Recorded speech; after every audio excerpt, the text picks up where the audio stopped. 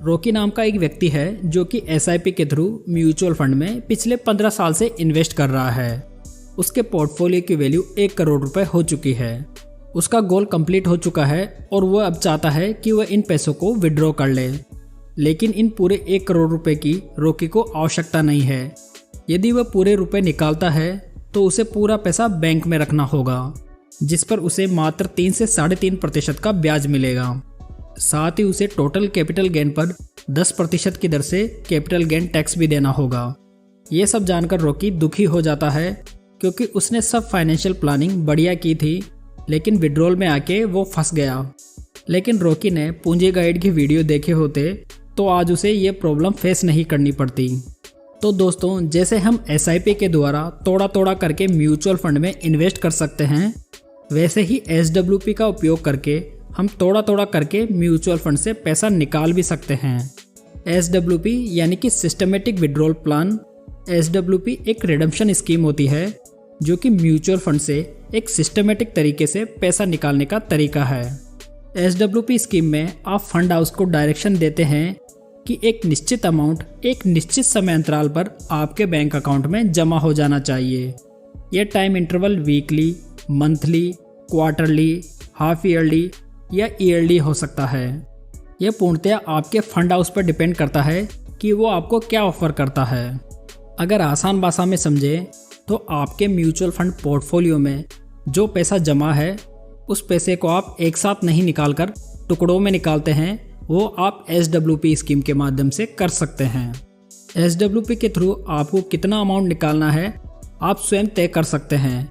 इसमें आपके पास में मेनली 2 विकल्प मौजूद होते हैं। First, fixed periodical withdrawal.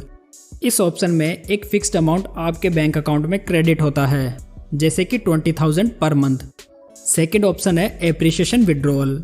इस ऑप्शन में आपके म्यूचुअल फंड इन्वेस्टमेंट पर जो भी रिटर्न मिल रहा है वह आपके बैंक अकाउंट में ट्रांसफ़र कर दिया जाता है। जैसे कि आपके पोर्टफोलियो में 10 लाख रुपए जमा है और एसडब्ल्यूपी चालू करवाने के फर्स्ट मंथ में आपके पोर्टफोलियो ने 20,000 रुपये का रिटर्न बनाकर दिया है, तो ये 20,000 रुपये आपके म्यूचुअल फंड से निकालकर आपके बैंक अकाउंट में क्रेडिट कर दिया जाएगा। और ऐसे ही नेक्स्ट मंथ में आपको 10,000 रुपये का रिटर्न मिला है तो आपको 10,000 रुपये ही मिलेगा। दोस्तों, यदि आप फिक्स्ड मंथली इनकम चाहते हैं या आप अपनी रिटायरमेंट एज पर हैं तो आपके लिए एप्रिसिएशन विड्रॉल एक अच्छा विकल्प नहीं होगा, क्योंकि मार्केट कई बार नेगेटिव रिटर्न भी देता है। इस वजह से आपको उस महीने में कोई भी पैसा नहीं मिलेगा। अब बात करते हैं कि एसडब्ल्यूपी कैसे काम करता है। दोस्तों, रॉकी के एग्जाम्पल में उसके पोर्टफोलियो में 1 करोड़ रुपए जमा हो चुके हैं। रॉकी यहाँ पर एक मंथली इनकम के लिए एसडब्ल्यूपी लगा सकता है। यदि वो 50,000 रुपये की मंथली एसडब्ल्यूपी सिलेक्ट करता है तो 50,000 रुपये प्रत्येक महीने उसके बैंक अकाउंट में क्रेडिट होते रहेंगे।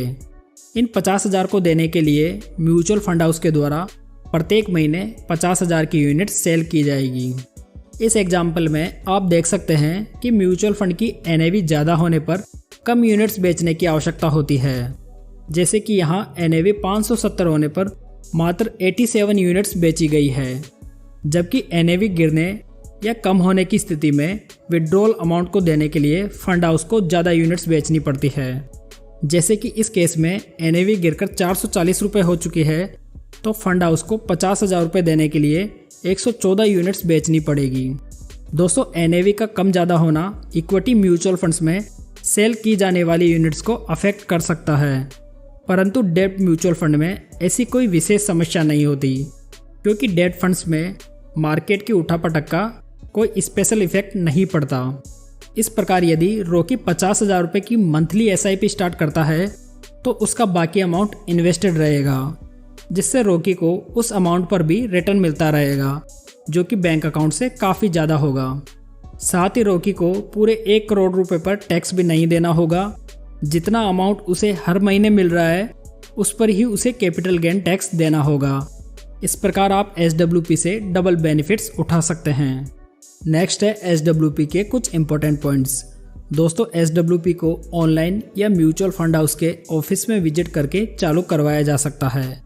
साथ ही एसडब्ल्यूपी को चालू करवाने का कोई भी चार्ज नहीं लगता है। आप जब चाहें अपनी SWP स्कीम को बंद कर सकते हैं या मॉडिफिकेशन कर सकते हैं। सिस्टमेटिक विड्रॉल प्लान में वो यूनिट्स पहले सेल होती है जो आपने पहले बाई की हो। ये मेथड फीफो मेथड होता है, यानी कि फर्स्ट इन फर्स्ट आउट। दोस्तों, आपने ये तो समझ लिया कि SWP क्या है और इसके क्या बेनिफिट्स हैं, लेकिन अब बात करते हैं कि इसके संबंध में आपको किन बातों का ध्यान रखना चाहिए। वैसे आप SWP, इक्विटी या डेट फंड्स किसी में भी स्टार्ट कर सकते हैं, परंतु मार्केट वॉलेटिलिटी के कारण इक्विटी SWP में आपका पोर्टफोलियो जल्दी खाली हो सकता है। इसलिए डेट फंड्स में SWP बेस्ट ऑप्शन माना जाता है। यदि आपके म्यूचुअल फंड पोर्टफोलियो में छोटा कॉर्पस ही है तो इसमें SWP का कोई विशेष बेनिफिट नहीं मिलेगा। सभी फंड हाउस की टर्म्स एंड कंडीशन SWP के लिए अलग अलग हो सकती है, जैसे कि SWP के लिए मिनिमम कितना अमाउंट चाहिए, SWP के लिए मिनिमम टाइम पीरियड एक्सेट्रा। इसलिए अच्छा होगा कि SWP स्कीम चालू करने से पहले संबंधित फंड हाउस की SWP की सभी टर्म्स एंड कंडीशन को आप अच्छी तरह से समझ लें। तो दोस्तों, यदि म्यूचुअल फंड में आपके पास में बहुत बड़ा कॉर्पस इकट्ठा हो चुका है और आप थोड़ा थोड़ा करके उससे पैसा निकालना चाहते हैं या रेगुलर इनकम प्राप्त करना चाहते हैं, तो आपके लिए SWP बेस्ट ऑप्शन हो सकता है। साथ ही आपका बचा हुआ पैसा इन्वेस्टेड रहेगा, जिस पर भी आपको म्यूचुअल फंड्स के रिटर्न मिलते रहेंगे। तो दोस्तों, इस वीडियो में सबसे पहले हमने समझा कि SWP क्या है, ये कैसे काम करती है और SWP के क्या बेनिफिट्स हैं।